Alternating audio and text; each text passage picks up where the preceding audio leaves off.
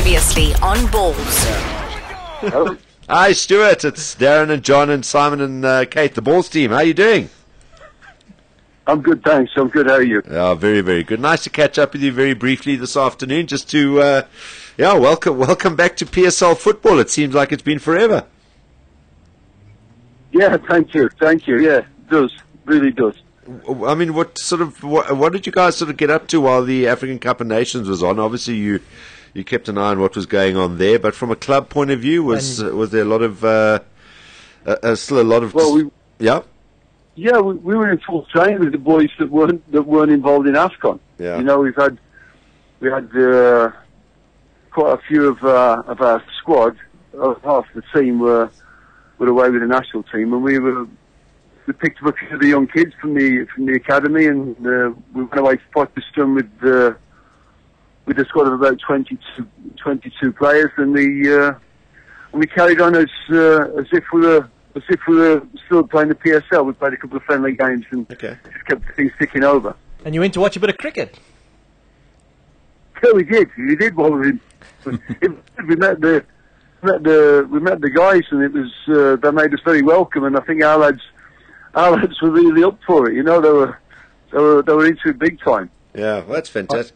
I'm looking forward to seeing a Kaizer Chiefs cricket brand coming, because we've got it. They went into rugby this year, so why not? Watch this space. Okay. There we go. Stuart? Do I spot a little bit of a cricketing background with Stuart Baxter? Yes, I did. I used to play when I was at school in Birmingham. I was picked up for the Warwickshire Colts. They were asking me to go there and play, and of course my father, being the Aston Villa coach at the time, I got no chance. It was football, all the way. But I did. I enjoyed. But I was a opening batsman and opening bowler. I was a bit of an all-rounder, so it was. That was when we were playing against the blind school. Yeah. Stu, just hold on, before we get onto that, as a Brummie, are you a Birmingham City man, a Villa fan, or do you go into the black country, like maybe a bit of Wolves, or West Brom, or one of those? Yeah.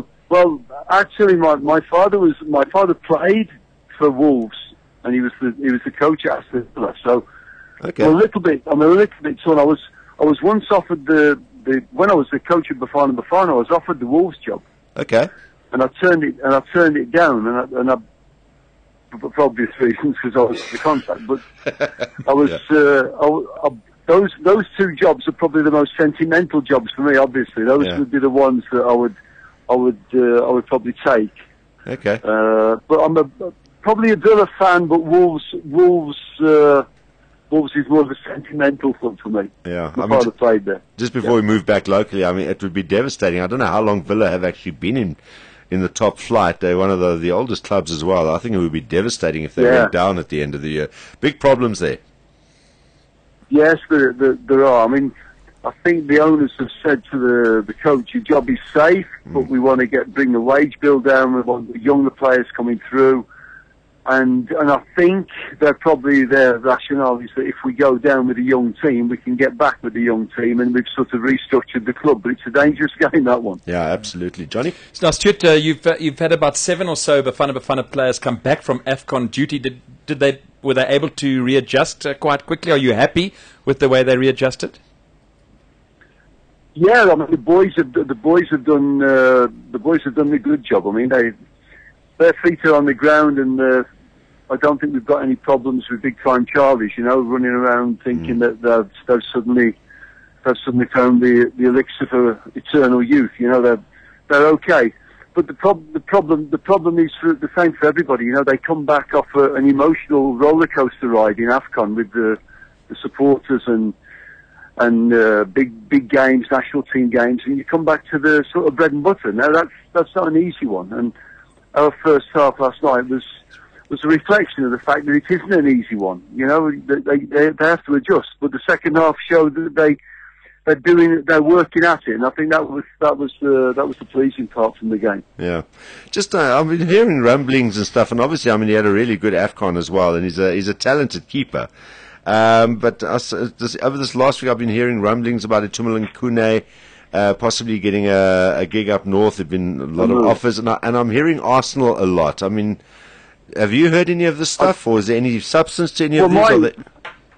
Yeah, I've heard the same as you, that the people are watching it too, and I think that would be strange if they didn't, because I mean, if you're talking about Africa, then I don't think there's a better goalkeeper in Africa. You can always speculate on how he would do if he ended up in Germany or if he ended up in France. You know, it's different football. Yeah. But certainly there must be people watching. Arsenal, I would doubt very much, because the goalkeeper coach at Arsenal is my ex-goalkeeper coach from Japan, Jerry Payton, and I know him very, very well. And Jerry would absolutely call me if there was any interest in him from Arsenal. All right, yeah, and I was thinking it's a bit strange though, because I mean Szczesny's doing a damn good job for them. He's one of his best players. He's young, and I know they have been looking around at Reina and stuff like that. But you know, yeah, would they be looking here and maybe looking at Itu as a backup for Szczesny, which wouldn't be an ideal scenario. He's a kind of goalkeeper that I think you'd want as your first choice. Yeah, I think you would either, and I know Arsene likes Szczesny as well, so it's not one of those where he's disappointed with him. And if he was to move him to number 2 behind Reina, that would be strange. And if he was to get one that he thought would need a bit of time to bed in, that would also be strange. So I think, and if he took one that was going to disappear to the AFCON, you know, for 3 months, and he was back up, that would also be strange. Yeah, so I don't think. To be fair, I don't think that one's got a lot of mileage. All right. Well, let's just get back to the PSL, and now back in action. How do you feel about yesterday's result? Yeah, I mean, we go to Sundowns, a rejuvenated Sundowns who have been picking up a lot of points, and we go back with all the issues of the AFCON behind us and lack of preparation and stuff like that. So we go there, and I just want to see signs that we're going to get back on track. And the first half, for me, was a bit disappointing because it was flat. And it's like you feared, you know, you feared that it could be that like that, and I feared it was going to be like that in the second half. But the boys picked themselves up, and I got what I was looking for in the second half. I got the indications that we're back on track, and I think with a bit of luck we could have won the game. So yeah, we're looking forward now, and we just want to make sure that we start reproducing some of the football that we know that we can play. Oh, it's going to be a really, really interesting run-in in the PSL. And then Free State Stars next, eh? Yeah, Stars next. Steve's team, one of our other regular chatters. Yeah. Yeah, no, Steve's done a good job there, and I think it's interesting for me to watch him, you know, because when I first came to South Africa, Steve was, when I was doing the rounds for SAFA, I was visiting all the clubs, and they asked me to give a recommendation for someone that I thought was going to be a coach in the future, and Steve was the one that I gave, and they then brought him in as an assistant, and so since then I've watched Steve's progress a little bit. It's been interesting to watch him. He's producing some good teams. Fantastic. We wish you all the best for the rest of the season. Thanks a lot for your time this afternoon. Thanks, and Stewie. for a really nice chat. Thanks, Stuart. We'll chat again sometime in the future. My pleasure. Cheers, Steve. Cheers, Stewie. Bye. There we go. Stuart Baxter. Bye for now. Bye.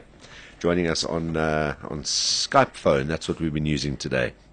What a nice guy. Yeah, he is. He just seems like a hell of a nice guy. Very approachable. Yeah, and he loves chatting football and stuff. And I mean, you could see he was also passionate about all the cricket stuff when we went on that. But yeah, he kind of dispelled if there are any rumours going around. As you said, the Arsenal goalkeeper coach is a mate of his, and he would have told him. I'll have that story tomorrow, by the way. What? Yeah, Johnny will have that tomorrow that he's not going to Arsenal. This is Balls Visual Radio. Darren, Simon, Kate and John. Weekdays from 3 p.m. to 6 p.m. Central African Time. Balls.co.za